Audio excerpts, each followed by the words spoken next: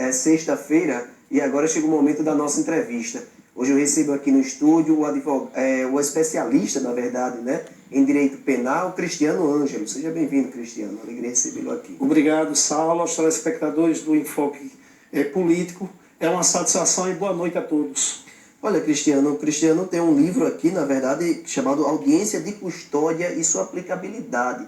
É um livro que foi lançado, inclusive é o primeiro livro no país a falar detalhadamente sobre a aplicabilidade dessa audiência de custódia. Está aqui aí a imagem do livro. E ele veio falar justamente sobre essa obra, sobre a questão de audiência de custódia, enfim. Ele, como é especialista em direito penal, vai conversar um pouquinho para a gente sobre tudo isso. Cristiano, como é que surgiu a ideia de escrever sobre esse assunto? Quando foi, Saulo, no ano de 2015, o ministro Ricardo Lewandowski, que era o presidente do Conselho Nacional de Justiça, ele, pela pressão dos tratados internacionais, que é a Convenção Americana de Direitos Humanos, ele determinou que todos os tribunais do Brasil, já que o Brasil é signatário da audiência de custódia, realizassem as audiências de custódia. Com isso, desde o ano de 1992, que o Brasil, do Pacto de São José da Costa Rica, no artigo 7.5, que era para estar sendo realizadas as audiências de custódia. Então, no momento que começou a cogitar o assunto, a cidade de Mossoró foi a primeira cidade a debater sobre a temática na sede da seccional da OAB aqui com as autoridades. E daí eu percebi uma divergência no posicionamento das próprias autoridades e resolvi estudar durante esses 5 anos a aplicabilidade da audiência de custódia. Então, o retrata todas as estatísticas de 2015 para cá no que serve a audiência de custódia de todos os tribunais do Brasil. Inclusive, dados que vêm do CNJ? Dados que vêm da DP, do Conselho Nacional de Justiça.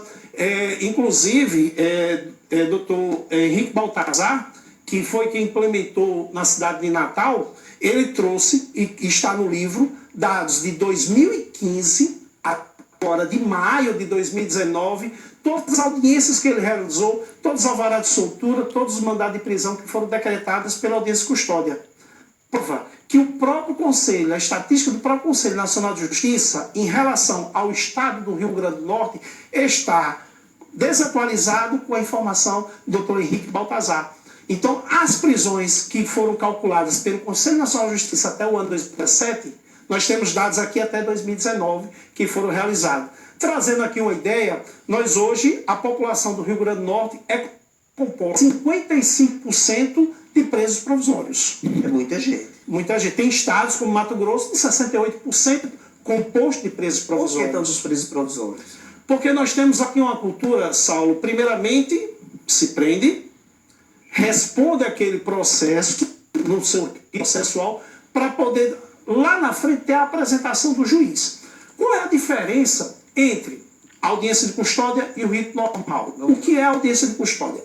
A audiência de custódia ocorreu um flagrante, um crime, o cidadão está sendo flagranteado na delegacia, ele é para ser conduzido ao magistrado até o prazo de 24 horas. Então, a delegacia, o delegado responsável, era para conduzir o flagrante, terminou o flagrante delito, ao magistrado. Ia ter o quê? O magistrado, o Ministério Público, o defensor público, o advogado. O que é que vai ser analisado ali? É o mérito? É o fato? Não. O que vai ser analisado é a legalidade ou a ilegalidade da prisão. Se aquele flagrante foi legal, se sofreu a tortura, se não foi, se foi um flagrante preparado, forjado, ou se não condiz com a realidade. Então, a sociedade, Saulo, entende, acredita que a audiência de custódia é uma audiência de soltar bandido. Mas existe muita crítica, inclusive por parte até mesmo das autoridades coautoras. Não. Por quê? Se o magistrado perceber que ocorreu uma ilegalidade na prisão em flagrante delito, vai dar um alvará. No entanto, ele vai continuar respondendo aquele processo criminal, vai ser destinado para área específica, solto, que não impede, abre aspas, de um magistrado, no decorrer da investigação, pleitear um mandado de prisão preventiva contra ele. Já houve casos, o magistrado conceder a liberdade, audiência de custódia, e o magistrado da vara específica decretar a prisão preventiva. Então, não ocorre a impunidade, como assim estamos dizendo. Tem um dado estatístico. Agora, já é uma realidade em todo o país a audiência de custódia? Era isso justamente que eu ia falar. Não, não é uma realidade em todo o país que era para ser. Para se ter uma ideia, Mossoró, vamos trazer aqui para a nossa realidade, de todo 2015 para cá, apenas Natal, as audiências de custódia. Agora, nós estamos passando aqui com o doutor Cláudio Mendes, é o juiz da terceira vara criminal, por audiência de custódia. Doutor Cláudio Mendes, ele está realizando as audiências de custódia de segunda a sexta-feira. Sábado e domingo não tem audiência de custódia. Então ele está utilizando a estrutura do fórum, porque lá se tem presente promotor, se tem presente defensor, tem uma logística que pode ser realizada. Então, demorou o quê? 4 anos para Mossoró tomar a iniciativa em relação à questão da audiência de custódia. Mas tem um dado interessante. A Agência Nacional dos Magistrados, né, a MAB, ela realizou uma pesquisa dizendo o seguinte: quem somos e os magistrados que queremos. Interessante que essa pesquisa foram entrevistados 4.000 magistrados do Brasil, Saulo. Dos 4.000 magistrados do Brasil, 49,8% são contra a audiência de custódia. Por quê? Na ótica, na concepção, eles litigam ainda, inclusive pela inconstitucionalidade da audiência de custódia, é um dos requisitos, e a falta de estrutura, que não tem estrutura, o Estado tem apartamento, não tem... O senhor mesmo pontuou que a audiência de custódia precisa de um defensor público. Que vai precisar de um defensor público, vai precisar do Ministério Público presente, vai precisar de um servidor, mas o cidadão, ele não pode sofrer, Saulo, pela falta de organização do Estado, pela falta de estrutura. Se o Estado não tem condições de oferecer ao senhor ou à senhora telespectador que está assistindo, relaxe a prisão. Você Mas não tem condições... não iria garantir uma impunidade, relaxar a prisão? Como assim? Não. Você não pode, você tem um tipo penal. E para você cumprir o tipo penal, você tem que cometer aquele. Não pode o Estado infringir uma regra, uma decisão que tem do Supremo Tribunal Federal por uma questão de dizer, não, nós não temos aqui estrutura. Se no nosso sistema penal, hoje, nossa população carcerária, Saulo, nós somos hoje a terceira maior população do Brasil. Nesse intervalo aqui de 10 anos praticamente, nós éramos o 4º do mundo, nós somos agora o 3º, perdendo para os Estados Unidos e China, com quase 800 mil. Mas não é um contrassenso que ao mesmo tempo há no imaginário popular que o país é um país de impunidade. Ao mesmo tempo é o terceiro país que mais prende no mundo. Segundo esse ponto de vista que o senhor está abordando, Dr. Ítalo Moreira, no livro, ele fala ao contrário. Ele faz a defesa dele na ótica do Ministério Público, dizendo que se prende pouco. Que os dados eram para ser muito maiores, a prisão era para estar muito mais cautelada do que os próprios dados. Ou seja, era para estar ultrapassando aí para mais de 1,5 milhão. Na ótica, na linguagem, ele defendendo o posicionamento dele. Então, isso é uma coerência. Porque muitas das vezes você tem aquele preso, né, aquela pessoa que está respondendo o processo, que vai responder o processo que é em liberdade. E nós temos situações hoje, de acordo com o seu recurso financeiro, a sua condição, você pode aí instigar 10, 15 anos recorrendo aos superiores tribunais que se tem. E se tiver dinheiro, você passa aí 20 anos e não é punido. Mas a estatística está lá, no processo consta. O Conselho Nacional de Justiça vai dizer, não, consta aqui um processo. Né? Não foi dado baixa. Então, os processos que não são dados baixa, o Conselho Nacional de Justiça pega aqueles processos que estão em andamento, estão em aberto e contabiliza pelos dados estatísticos. Agora, o senhor pontuou que 49%, segundo a sondagem que foi feita, sim, dos juízes, não é isso? Isso. Acreditam que a audiência de custódia é inconstitucional. É um número muito grande. O que é que se baseia em se dizer que é inconstitucional a audiência de custódia? Eu considero, com toda a pessoalidade, é um verdadeiro, vamos assim dizer, boicote à audiência de custódia. Mas ele se argumentou em quê para dizer isso? A falta de estrutura, a questão da constitucionalidade, o soberbo que se tem, o refúgio que o magistrado tem, e não aplicar o entendimento do Supremo Tribunal Federal. Vou fazer diferente. Que acontece. Que acontece, mas está acontecendo diferente. vai ser realizado em todo o país, Saulo. Por quê? O Superior Tribunal de Justiça, através de um habeas corpus no estado do Ceará, deliberou um alvará de soltura e comunicou ao Conselho Nacional de Justiça para que se veja a adequação à postura do magistrado. Ou seja, precisou de todo o rito para quando chegar no STJ ser anulado por conta de uma ilegalidade porque não ocorreu audiência de custódia. Resultado, o nosso presidente do Tribunal de Justiça do Rio Grande do Norte, Dr. João Batista Rebouças, está sofrendo uma pressão do Conselho Nacional de Justiça. Para ser implantado. Todos os municípios têm que ter audiência de custódia.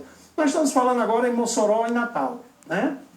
Todos certos que não tem. As pessoas estão sendo presas nesse momento agora.